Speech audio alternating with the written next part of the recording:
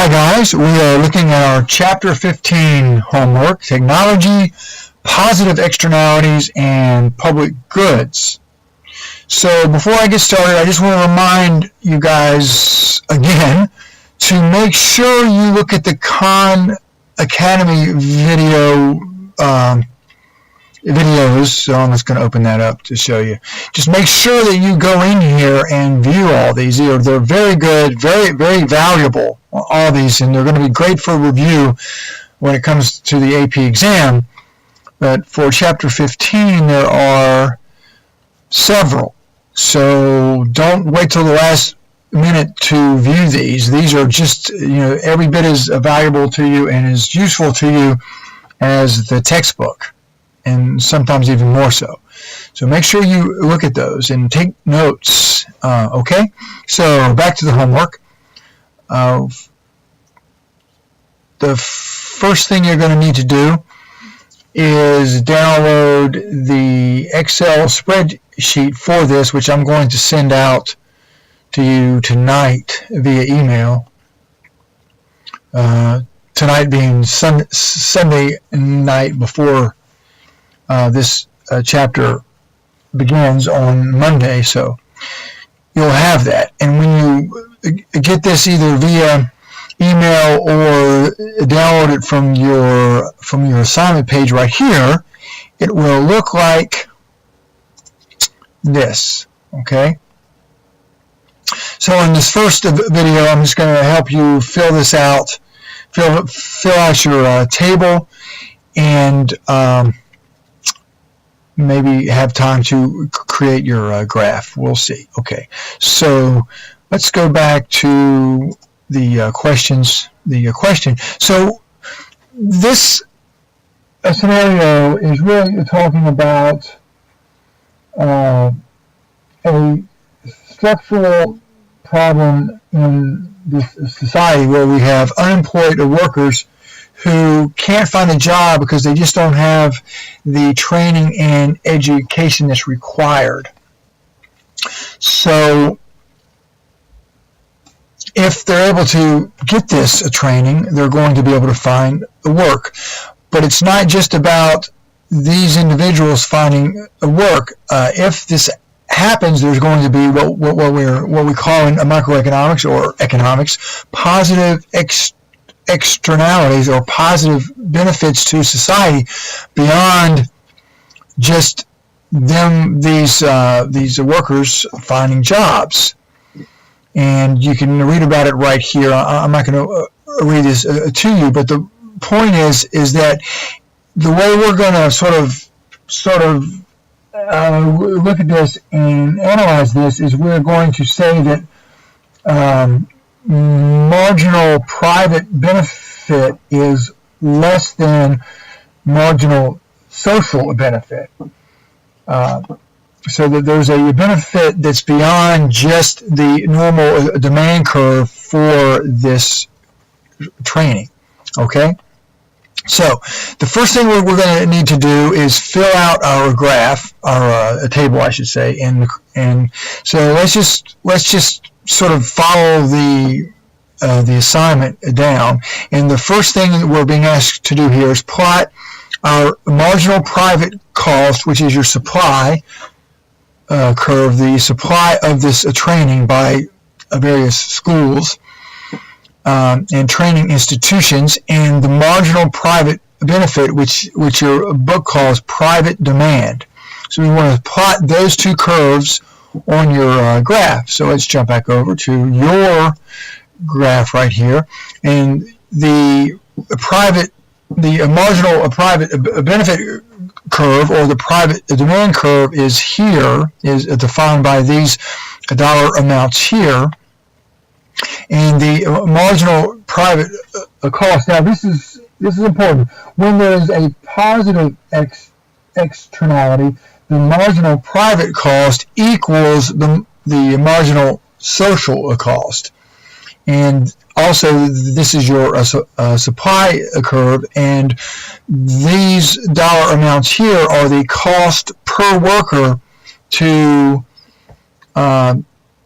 actually take this or enroll in this training program. Okay, so let's go ahead and plot our marginal private cost, marginal social cost, and supply curve on our graph right down here. So we just simply right click in this area and left click on select data, and then click add right here, and then we're going to select our series name, which is right here. So click on that, and that's a left click on that, and then come down and click on this grid right here under series values, and then we're going to select everything in here, not just the numbers, but every row in here. Okay, so we're going to drag all the way down like so, and then we're going to go OK.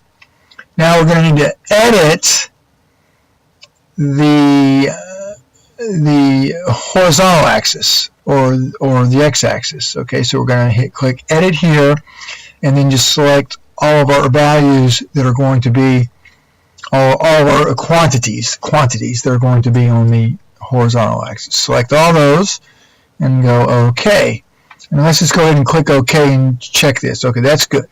That is our supply, or our marginal private cost, or our marginal social cost. And you can see that right here. Okay. Now we need to add our marginal private demand. Okay, so we're going to go here again, select data, add series name right there, and click on the grid under series values, and then select every cell in the row. That's very important, every cell in the row, just like that. Okay, and OK, add, OK, click there, and now we have our demand right here, our marginal private demand. Okay, so let's jump back over here to our questions, see what's next, right? Okay, what is the free market equilibrium in this market?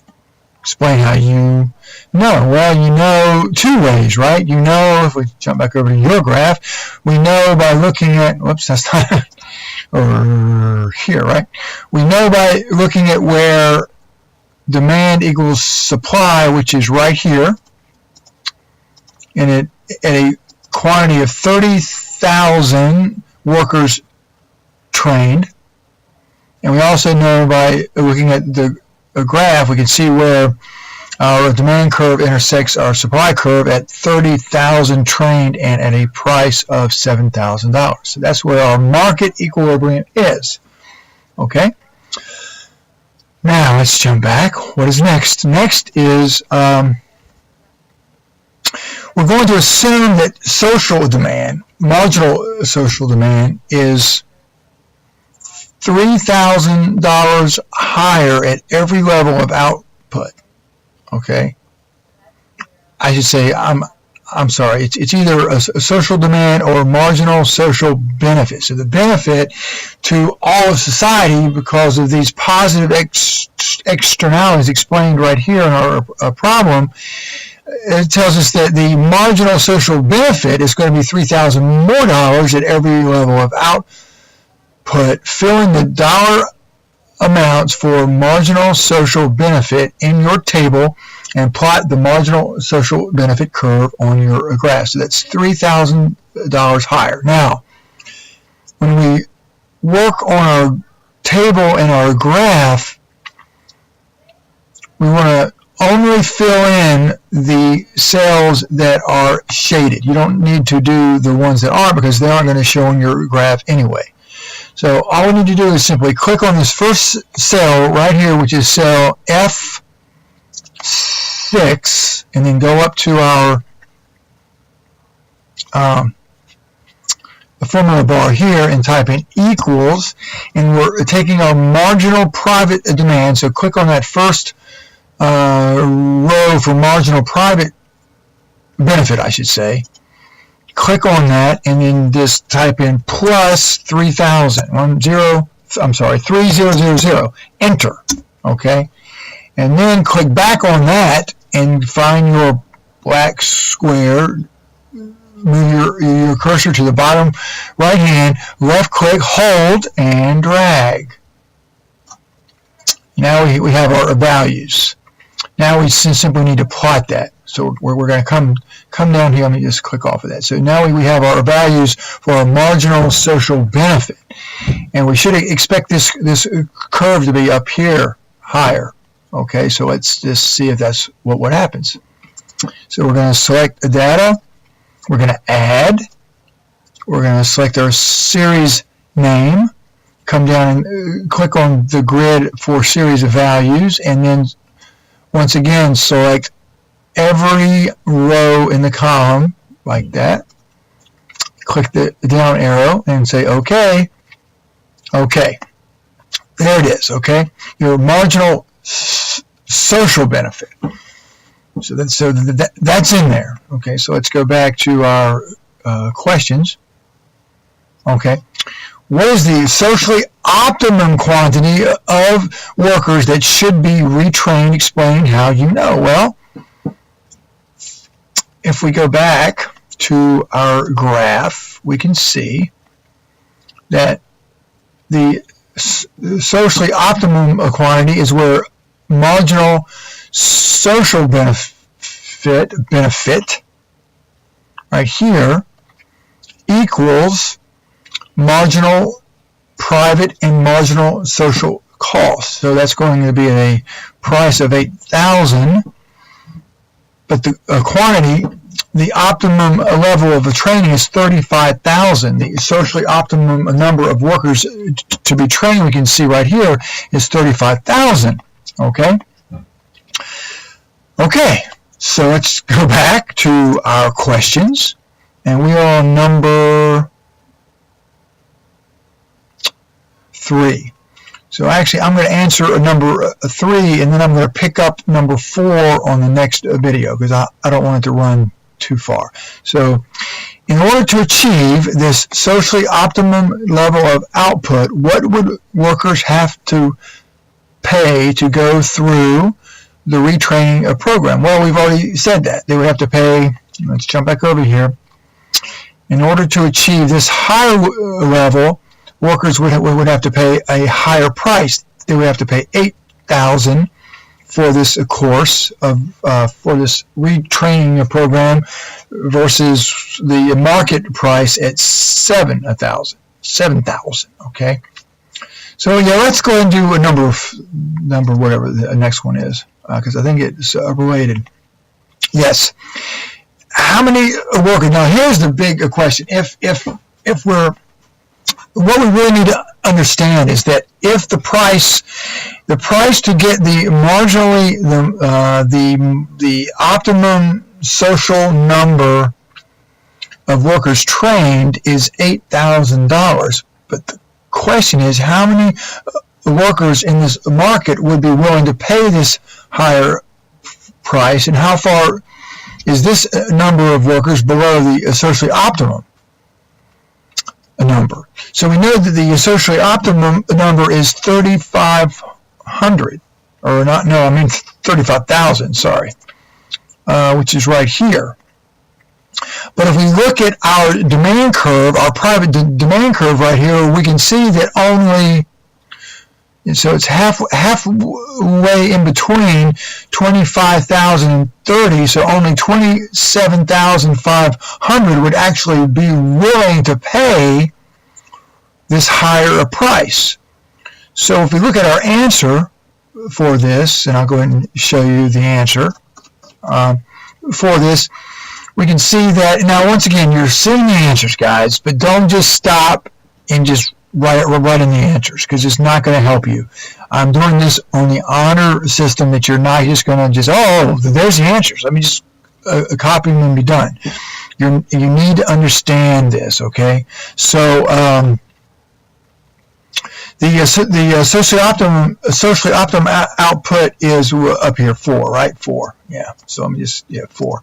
So the number would, as we said, would be 27,500 would be willing to pay that higher price of 8,000, and that is 7,500 workers below below the socially optimum number. And we can see that once again when we jump back over here to the graph. We can see that at 8,000, the demand is right here, right at 27,500, and the optimum, socially optimum level is way up here at 35,000. So the difference is 7,500. Okay, so that answers. Let me go back to make sure that answers through question number 4. Okay. Right. So I'm going to come back on the next video and we're going to pick up with question number 5.